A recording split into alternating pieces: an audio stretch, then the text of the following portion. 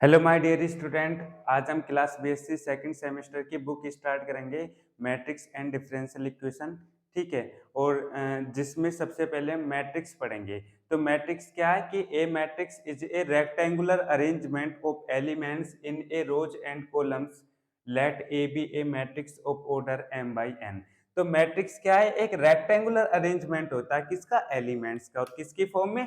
Rose and column की form में। तो सपोज आपके पास ये मैट्रिक्स है, ठीक है। और इस मैट्रिक्स में अब आपको रोज समझना है और कॉलम समझना है। तो रोज क्या होती है? जो हॉरिजॉन्टल लाइन है वो रोज होती है। अब इसमें आप हॉरिजॉन्टल लाइन देख लीजिए, कितनी है? 2 है। तो एक एक लाइन ये दे रखी है हॉरिजॉन्टल, एक हॉरिजॉन्टल लाइन ये दे रखी है। तो इस मैट्रिक्स में 2 रोज हो जाएंगी। ठीक है। अब इस मैट्रिक्स में वर्टिकल लाइन देख लीजिए आप। तो वर्टिकल लाइन कितनी है? 3 है। तो इस मैट्रिक्स में 3 कॉलम हो जाएंगे। तो कहने का मतलब ये है कि इस मैट्रिक्स में 2 रोज हो जाएंगी और 3 कॉलम्स हो जाएंगे। तो अब हम अब मैट्रिक्स के हम जनरल फॉर्म लिख लेते हैं, क्या होती है। ठीक है। तो इसके अंदर एलिमेंट्स हैं A11, A12, A13, A1n, A21, A22, A23, A2n।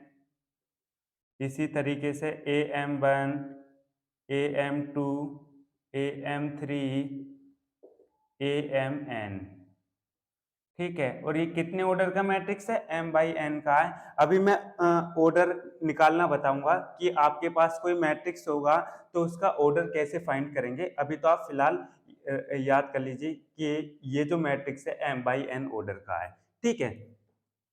अब इस मैट्रिक्स को रिप्रेजेंट करने की बात आती है तो इसे आप कैपिटल लेटर से रिप्रेजेंट करोगे। ठीक है। किसी भी कैपिटल लेटर से आप रिप्रेजेंट कर सकते हो। ठीक है। अब मैंने बात करी थी, इस मैट्रिक्स को आप ऐसे भी लिख सकते हो या फिर ऐसे भी लिख सकते हो, इस ब्रैकेट के अंदर भी लिख सकते हो आप। ठीक है। तो ये भी एक मैट्रिक्स को रिप्रेजेंट करने का साइन है। मतलब ऐसे भी मैट्रिक्स के जो एलिमेंट्स हैं इस ब्रैकेट के अंदर भी लिख सकते हो या फिर इस वाली ब्रैकेट के अंदर भी लिख सकते हो। ठीक है।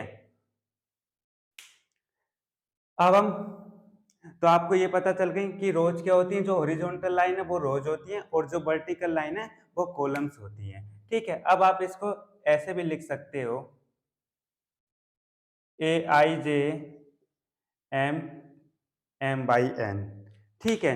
तो ये भी मैट्रिक्स की जनरल फॉर्म है और ये भी मैट्रिक्स की जनरल फॉर्म है, पर ये शॉर्ट फॉर्म है। अब ये आई और जे का मतलब क्या होता है ये समझ लेते हैं। भेयर करके लिख लेते हैं कि आई की वैल्यू 1 2 3 m और जे की वैल्यू होती है 1 2 3 n। ठीक है। आई जो है वो रो को रिप्रेजेंट करेगा और जे जो है वो कॉलम को रिप्रेजेंट करेगा। जैसे आप आई के प्लेस पर 1 पुट करते हो और जे के प्लेस पर 1 पुट करोगे तो ये first row and first column का एलिमेंट मिल जाएगा। ठीक है। इसी तरीके से आप आई आई के प्लेस पर 1 पुट करोगे, जे के प्लेस पर 2 पुट करोगे तो ये first row and second column का एलिमेंट मिल जाएगा। इसी तरीके से। ठीक है। अब इसी तरीके से आप आई के प्लेस पर 2 पुट करोगे और जे के प्लेस पर 1 पुट करोगे तो ये second row and first column का एलिमेंट मिलेगा। ठीक है। इसी तरीके से मैं इस एलिमेंट की बात करता हूं तो ये first row and first column का एलिमेंट है। ये element two two two element की बात करता हूं तो ये first row and second column का एलिमेंट है। ठीक है। तो ये तो हो गई आपकी मैट्रिक्स की डेफिनेशन। अब हम मैट्रिक्स का ऑर्डर फाइंड करना सीखेंगे। ठीक है। अब हम देखते हैं ऑर्डर ऑफ मैट्रिक्स।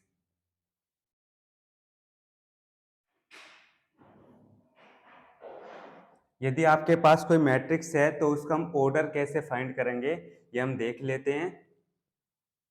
सबसे पहले लिखता हूं let A equal to A I J m by n be a matrix, then order of matrix m by n। ठीक है। तो आपके पास एक कोई मैट्रिक्स है और इस मैट्रिक्स का जो ऑर्डर है वो m बाई n होगा। अब यहाँ पर m जो है वो नंबर ऑफ रोज को रिप्रेजेंट करेगा और n जो है वो नंबर ऑफ कॉलम्स को रिप्रेजेंट करेगा। अब सपोज हम एक एग्जांपल ले लेते हैं। आपके पास कोई मैट्रिक्स है ये, ठीक है। तो इस मैट्रिक्स का आपको ऑर्डर फाइंड करना है। तो इस मैट्रिक्स का ऑर्डर फाइंड करने के लिए हमें इस मैट्रिक्स में रोज को देखना होगा और कॉलम्स को देखना होगा। तो रोज देख लीजिए आप इसमें कितनी है। तो जो हॉरिजॉन्टल लाइन है वो रोज होती है और जो वर्टिकल लाइन है वो आपकी कॉलम्स होती हैं। तो ये आपकी R1 है, इसको आप R2 कह दीजिए, और जो ये C1 है इसको आप C2 कह दीजिए, इसको आप C3 कह दीजिए। तो सबसे पहले किसी भी मैट्रिक्स का ऑर्डर लिखने के लिए आपको नंबर ऑफ रोज लिखनी होंगी, फिर बाद में नंबर ऑफ कॉलम्स लिखनी होंगी, ठीक है। तो इस मैट्रिक्स में रोज कितनी है, 1 और 2, 2 रोज हैं। तो पहले आप रो को लिख लीजिए, नंबर ऑफ रोज को लिख लीजिए, ठीक है। अब इस मैट्रिक्स में कॉलम कितने हैं, 3 हैं, 1 2 3। तो इस मैट्रिक्स का आप नंबर ऑफ कॉलम लिख लीजिए। तो कहने का मतलब ये है कि इस मैट्रिक्स का जो ऑर्डर है वो 2/3 हो जाएगा, ठीक है। आप और एग्जांपल ले लीजिए, जैसे कि सपोज आपके पास कोई मैट्रिक्स है। तो इस मैट्रिक्स में कितनी रोज हैं, 2 रोज हैं और 2 कॉलम्स हैं। तो कहने का मतलब m की वैल्यू कितनी है, 2, और n की वैल्यू कितनी है, 2 है। और यहाँ पर m की वैल्यू कितनी थी, 2 थी, और n की वैल्यू 3 थी। तो किसी मैट्रिक्स का ऑर्डर लिखने के लिए सबसे पहले आपको नंबर ऑफ रोज लिखनी होंगी, फिर बाद में नंबर ऑफ कॉलम्स लिखने होंगे, ठीक है। तो इस मैट्रिक्स का ऑर्डर कितना हो जाएगा, 2/2, ठीक है।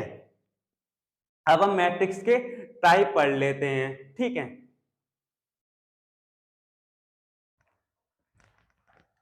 Types of matrix. तो सबसे पहला टाइप पढ़ेंगे हम रो मैट्रिक्स, ठीक है। तो रो मैट्रिक्स क्या होता है कि रो मैट्रिक्स एक ऐसा मैट्रिक्स होता है जिसमें केवल 1 रो होती है, ठीक है। तो ऐसे मैट्रिक्स को क्या बोलेंगे, रो मैट्रिक्स बोलेंगे। और रो मैट्रिक्स को हम रो वेक्टर भी बोलते हैं, ठीक है। तो इसकी डेफिनेशन देख लेते हैं पहले। ए matrix having only one row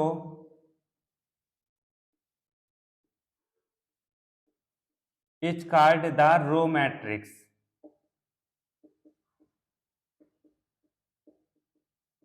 तो रो मैट्रिक्स क्या होता है कि रो मैट्रिक्स एक ऐसा मैट्रिक्स होता है जिसमें केवल 1 रो होती है। अब सपोज आप एक एग्जांपल ले लेते हैं, जैसे कि सपोज एक मैट्रिक्स है आपके पास। तो इस मैट्रिक्स में रोज देख लीजिए, इस मैट्रिक्स में केवल 1 रो है, ठीक है। और कॉलम कितने हैं, 3 हैं। तो कॉलम तो कितने भी हों, ठीक है, हमें केवल रोज से मतलब है, ठीक है। तो रो मैट्रिक्स क्या होता है कि रो मैट्रिक्स एक ऐसा मैट्रिक्स होता है जिसमें केवल 1 रो होती है। तो इस मैट्रिक्स में रो कितनी है, 1 है। तो इसलिए ये मैट्रिक्स रो मैट्रिक्स होगा। अब हम पढ़ेंगे कॉलम मैट्रिक्स सेकंड। तो कॉलम मैट्रिक्स को हम कॉलम वेक्टर भी बोलते हैं और रो मैट्रिक्स को रो वेक्टर भी बोलते हैं। आप ब्रैकेट में लिख सकते हो यहाँ पर रो वेक्टर, ठीक है। यहाँ पर आप यहीं पे भी यहाँ लिख लीजिए कॉलम वेक्टर, ठीक है। तो इसकी डेफिनेशन क्या है कि A matrix having only one column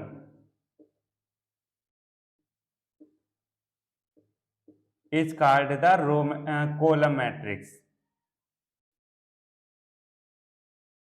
तो कॉलम मैट्रिक्स एक ऐसा मैट्रिक्स होता है जिसमें केवल 1 कॉलम होती है, ठीक है। जैसे सपोज आप कोई एग्जांपल ले लो, ठीक है।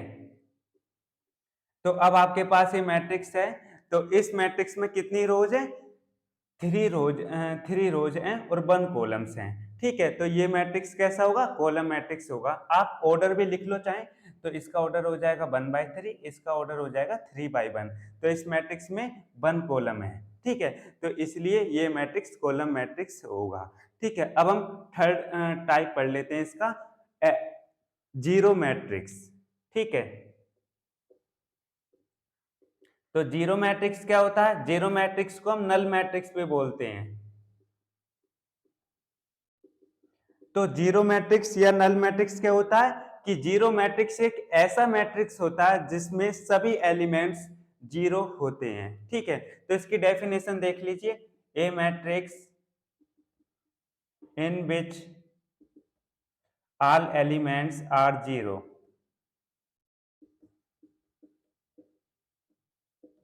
then the matrix is known as zero matrix. ठीक है, जैसे आपके पास सपोज कोई मैट्रिक्स है, एग्जांपल में लिख लेते हैं, बस ऐसे रहने देते हैं। तो आपके पास ये कोई मैट्रिक्स है, तो इस मैट्रिक्स के अंदर सभी एलिमेंट्स क्या हैं, जीरो हैं। तो ऐसा मैट्रिक्स, ये मैट्रिक्स कैसा हो गया, नल मैट्रिक्स हो गया। ठीक है,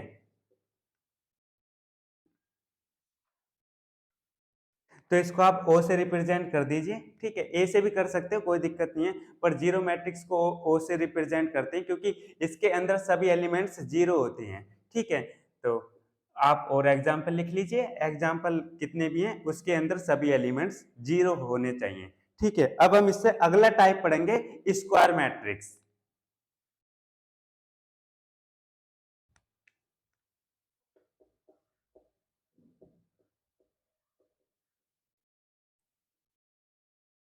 तो स्क्वायर मैट्रिक्स को क्या बोलेंगे हम, कि स्क्वायर मैट्रिक्स को हम n order of square matrix भी बोलते हैं। ठीक है, तो स्क्वायर मैट्रिक्स क्या होता है कि स्क्वायर मैट्रिक्स एक ऐसा मैट्रिक्स होता है जिसमें number of rose number of columns के बराबर होती है। तो ऐसे मैट्रिक्स को स्क्वायर मैट्रिक्स या एन ऑर्डर का स्क्वायर मैट्रिक्स भी बोलते हैं। ठीक है, अब हम इसकी डेफिनेशन देख लेते हैं। तो ए matrix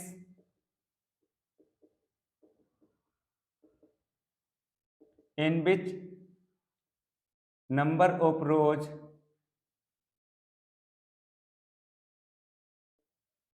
is equal to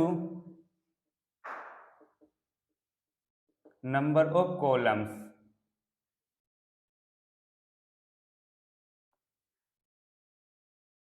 then the matrix is known as square matrix. तो स्क्वायर मैट्रिक्स क्या होता है कि स्क्वायर मैट्रिक्स एक ऐसा मैट्रिक्स होता है जिसमें number of rose number of columns के बराबर होती है। तो ऐसे मैट्रिक्स को स्क्वायर मैट्रिक्स बोलते हैं, या एन ऑर्डर का स्क्वायर मैट्रिक्स भी बोलेंगे। स्क्वायर मैट्रिक्स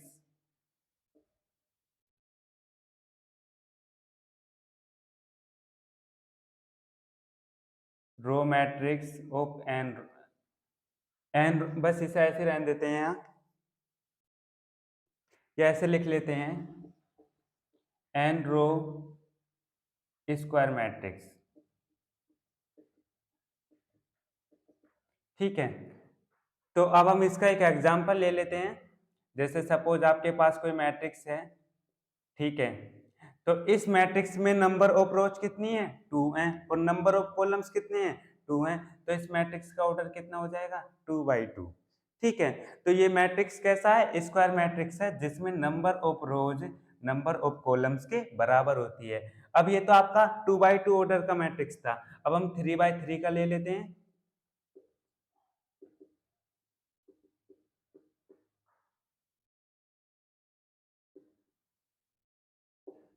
ठीक है, अब आपके पास ये मैट्रिक्स है, तो ये कितने ऑर्डर का मैट्रिक्स है, 3/3 ऑर्डर का है। और कैसा मैट्रिक्स है, ये स्क्वायर मैट्रिक्स है जिसमें number of rose number of columns के बराबर होती है, और इसको एन रो का स्क्वायर मैट्रिक्स भी बोलते हैं। ठीक है, अब हम इससे अगला टाइप पढ़ेंगे, स्केलर मैट्रिक्स।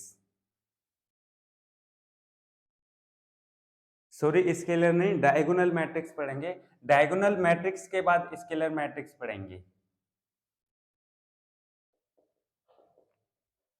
तो डायगोनल मैट्रिक्स क्या होता है कि डायगोनल मैट्रिक्स एक स्क्वायर मैट्रिक्स होता है जिसमें नॉन डायगोनल एलिमेंट्स जीरो होते हैं। तो ऐसे मैट्रिक्स को डायगोनल मैट्रिक्स बोलेंगे। ठीक है, सबसे पहले हम इसकी डेफिनेशन देख लेते हैं। A matrix in which all non diagonal elements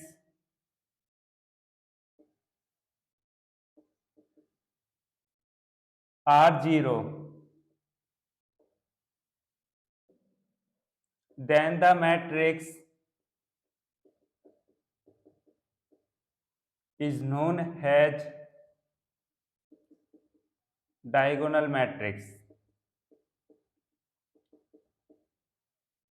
ठीक है, तो डायगोनल मैट्रिक्स क्या है कि डायगोनल मैट्रिक्स एक ऐसा मैट्रिक्स होता है जिसमें सभी नॉन डायगोनल एलिमेंट्स जीरो होते हैं, तो ऐसे मैट्रिक्स को डायगोनल मैट्रिक्स बोलेंगे। जैसे सपोज एक एग्जांपल ले लेते हैं, और ये कैसा मैट्रिक्स होगा, स्क्वायर मैट्रिक्स होगा। ठीक है, तो ये जो एलिमेंट्स हैं ये कैसे हैं, नॉन डायगोनल एलिमेंट्स हैं, और जो ये एलिमेंट्स हैं ये आपके कैसे हैं, डायगोनल एलिमेंट्स हैं। तो डायगोनल एलिमेंट्स क्या हैं, जो प्रिंसिपल डायगोनल पर लाई करते हैं। अब प्रिंसिपल डायगोनल क्या है, जैसे आपके पास कोई मैट्रिक्स है ये,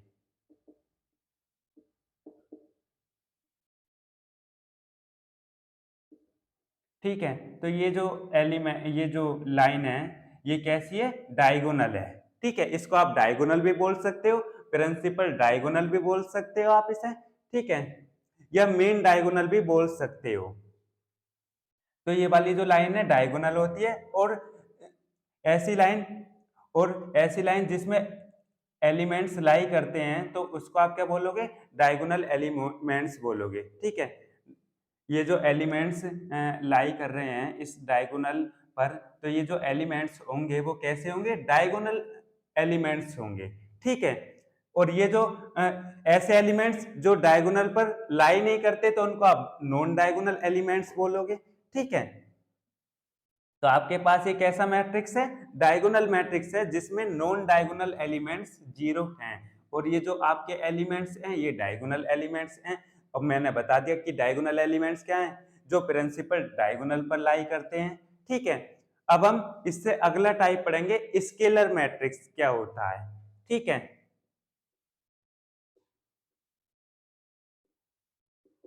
तो स्केलर मैट्रिक्स एक स्क्वायर मैट्रिक्स होता है, यहां पर आप स्क्वायर मैट्रिक्स लिख लीजिए, क्योंकि डायगोनल मैट्रिक्स एक स्क्वायर मैट्रिक्स होता है। ठीक है, तो स्केलर मैट्रिक्स भी एक स्क्वायर मैट्रिक्स होता है, पर जिसमें सभी डायगोनल एलिमेंट्स सेम होते हैं, तो ऐसे मैट्रिक्स को स्केलर मैट्रिक्स बोलेंगे। अब इसकी डेफिनेशन देख लेते हैं, A square matrix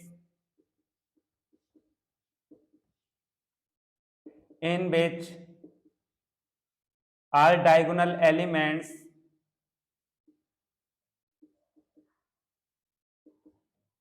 are same,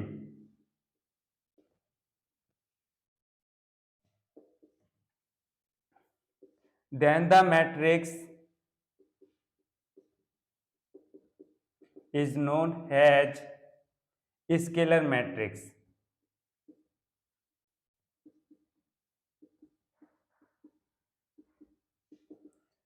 ठीक है, तो स्केलर मैट्रिक्स एक स्क्वायर मैट्रिक्स होता है जिसमें सभी डायगोनल एलिमेंट्स सेम होते हैं, तो ऐसे मैट्रिक्स को स्केलर मैट्रिक्स बोलेंगे।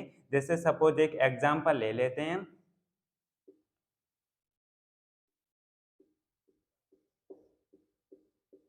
तो आपके पास ये कैसा मैट्रिक्स है, स्केलर मैट्रिक्स है, क्योंकि इसमें जो डायगोनल एलिमेंट्स हैं वो सेम हैं। ठीक है, या आप और एग्जांपल ले लीजिए, पर वो कैसा मैट्रिक्स होना चाहिए, एक स्क्वायर मैट्रिक्स होना चाहिए। ठीक है, तो ये भी आपका एक स्केलर मैट्रिक्स है, या 2x2 का ले लेते हैं,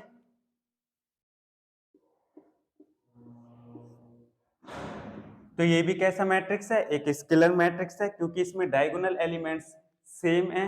अब हम इससे अगला टाइप पढ़ेंगे, यूनिट मैट्रिक्स। ठीक है,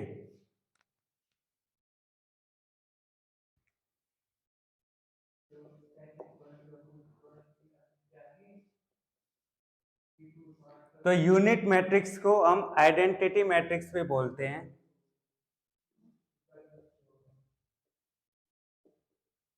तो क्या होता है यूनिट मैट्रिक्स, यूनिट मैट्रिक्स एक स्क्वायर मैट्रिक्स होता है जिसमें सभी डायगोनल एलिमेंट्स सेम होते हैं, तो ऐसे मैट्रिक्स को यूनिट मैट्रिक्स बोलेंगे। ठीक है, इसकी डेफिनेशन देख लेते हैं, A square matrix in which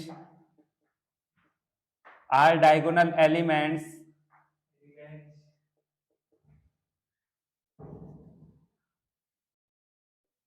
are unit, then the matrix is known as unit matrix. ठीक है, तो अब हम इसका एक एग्जांपल ले लेते हैं। आपके पास कोई स्क्वायर मैट्रिक्स है, ठीक है, तो ये भी कैसा मैट्रिक्स है, एक स्क्वायर मैट्रिक्स है, ठीक है, और जो कि कैसा है, यूनिट मैट्रिक्स है। ठीक है, तो यूनिट मैट्रिक्स जो भी होंगे वो स्क्वायर मैट्रिक्स होंगे। ये कितने ऑर्डर का है, 2x2 ऑर्डर का मैट्रिक्स है, इसको आप I2 से रिप्रेजेंट कर सकते हो। ठीक है, अब मैं एक 3x3 ऑर्डर का ले लेता हूं, सेकंड एग्जांपल।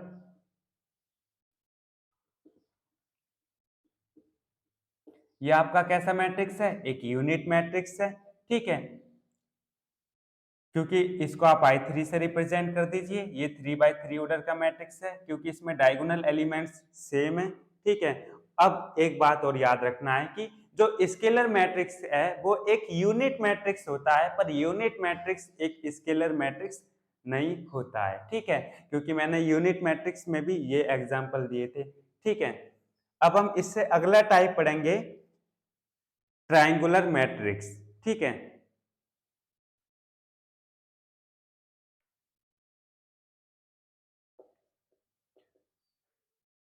Triangular matrix.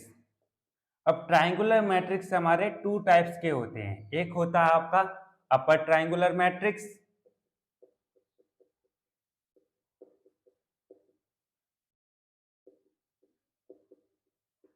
और सेकंड होता है हमारा लोअर ट्रायंगुलर मैट्रिक्स।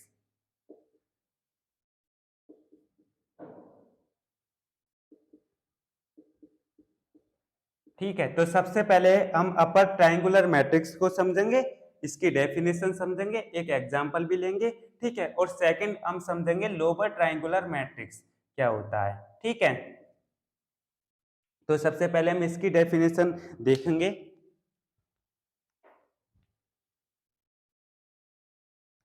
तो इसकी डेफिनेशन देख लेते हैं। A square matrix in which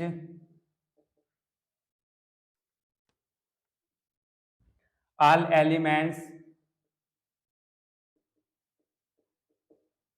below the principal diagonal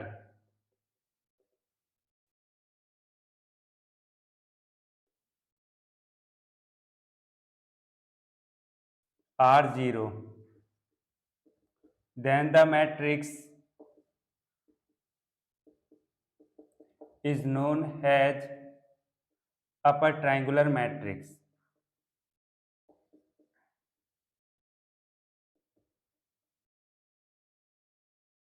तो अपर ट्रायंगुलर मैट्रिक्स क्या है कि अपर ट्रायंगुलर मैट्रिक्स एक स्क्वायर मैट्रिक्स होता है जिसमें प्रिंसिपल डायगोनल से नीचे के सभी एलिमेंट्स जीरो होते हैं, तो ऐसे मैट्रिक्स को अपर ट्रायंगुलर मैट्रिक्स बोलेंगे। ठीक है, अब सपोज एक एग्जांपल ले लेते हैं हम इसका।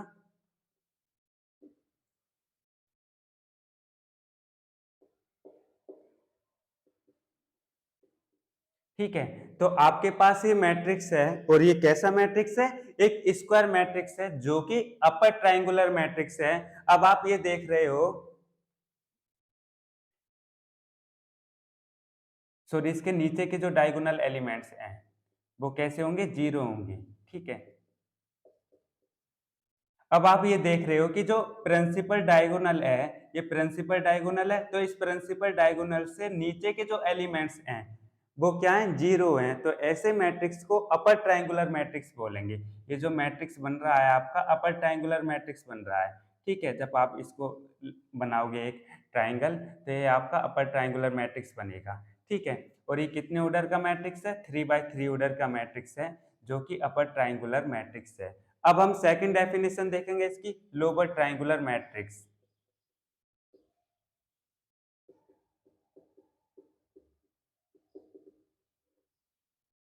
तो लोअर ट्रायंगुलर मैट्रिक्स क्या होता है कि लोअर ट्रायंगुलर मैट्रिक्स एक स्क्वायर मैट्रिक्स होता है जिसमें प्रिंसिपल डायगोनल से ऊपर के जो एलिमेंट्स हैं वो जीरो होते हैं, तो ऐसे मैट्रिक्स को लोअर ट्रायंगुलर मैट्रिक्स बोलेंगे। इसकी डेफिनेशन देख लेते हैं। A square matrix in which all elements above the principal diagonal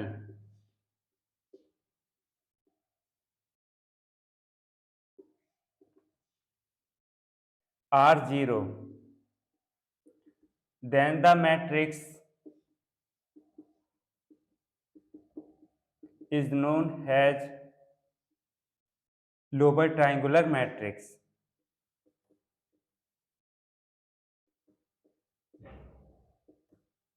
ठीक है, जैसे हम इसका एक एग्जांपल ले लेते हैं। आपके पास ही कोई मैट्रिक्स है,